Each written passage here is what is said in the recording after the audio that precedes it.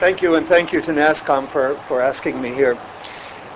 I have a somewhat difficult task of IT from a somewhat emotional, a compassionate, and committed viewpoint.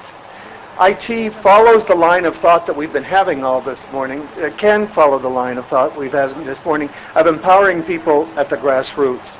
And there's nobody more grassroots than the disabled. Our statistics show that the disabled is marginalized in every country of the world.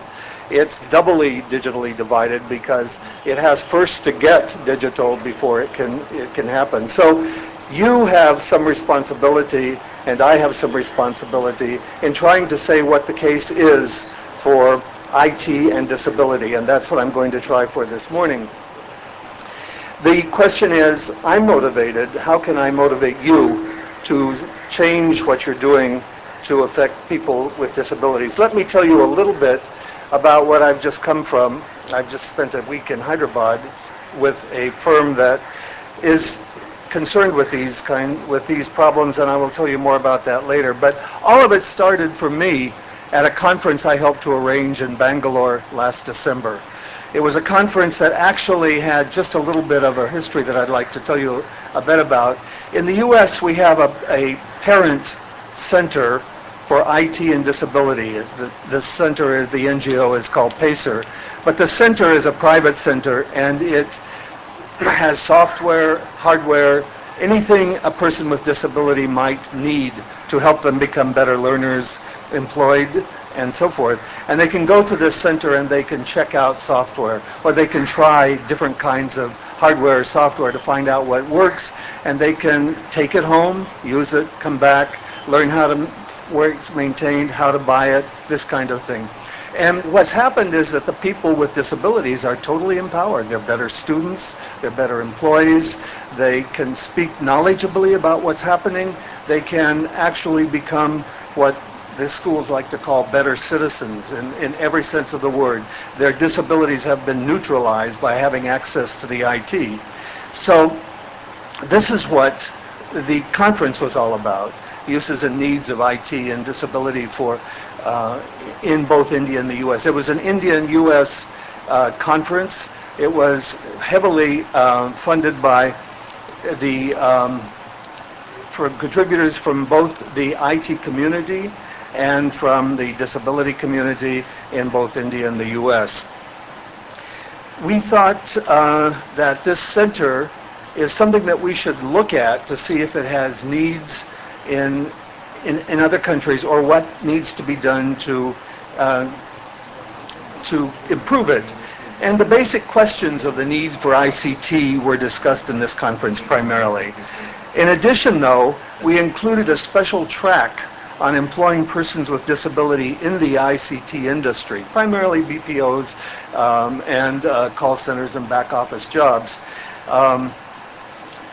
Shanti and Rufina were in this topic. It was one of the most stimulating and one of the longest panels in the conference.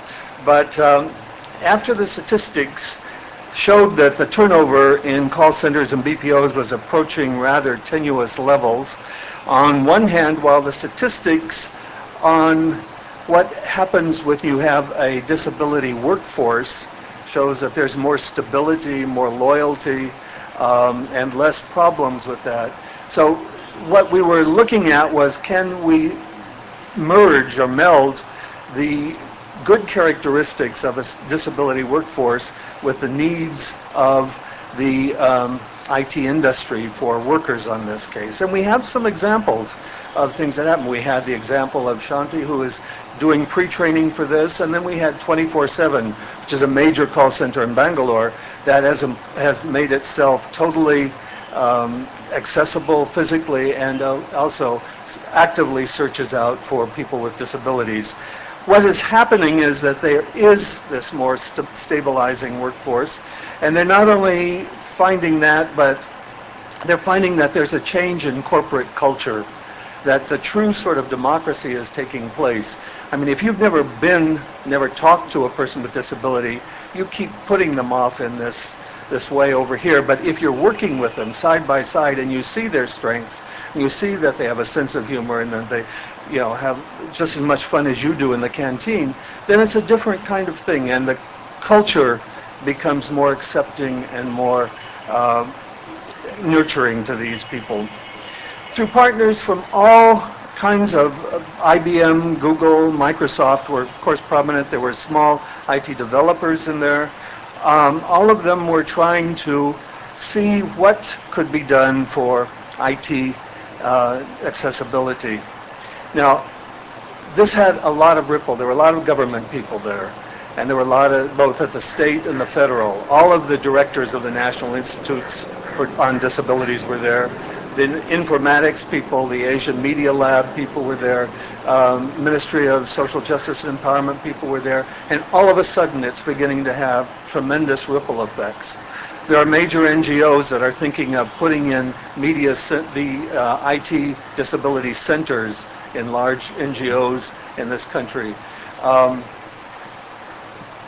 The government, I'm not at liberty to announce anything, but I know, and they would tell you this, that they're looking at developing national media centers. It's one national media center that would provide satellites like the thing here, and it's an interministerial kind of effort.